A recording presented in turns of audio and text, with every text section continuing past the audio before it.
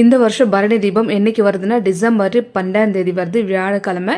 நம்ம வீட்டில் ஏற்ற வேண்டிய தீபம் ஒரு தட்டில் 5 மண் விளக்கு வாங்கிக்கிங்க. புதுசாக தான் வைக்கணும். புது விளக்கு வாங்கிக்கின்னு அதில் நெய் தீபமாக ஏற்றினா ரொம்ப விசேஷம். முடிஞ்ச அளவுக்கு நெய் ஊற்றி 5 மண் விளக்கு குங்குமஞ்சள் வச்சுட்டு ஒரு 5 பூ வச்சு எல்லா விளக்குமே உள்பக்கம் பார்த்த மாதிரி என்னோடய வீடியோவில் காமிக்கிற பார்த்தீங்களா, இந்த மாதிரி உள்பக்கம் பார்த்த மாதிரி ஏறினோம், வெளியே பக்கம் பார்த்த மாதிரி ஏறிக்கூடாது.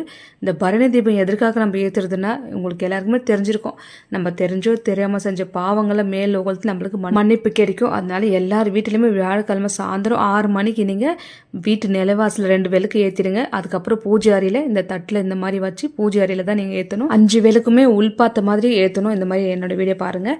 உள் சைடு வைக்கணும், எல்லாம் வெளியே பக்கம் பார்த்த மாதிரி ஏற்றக்கூடாது.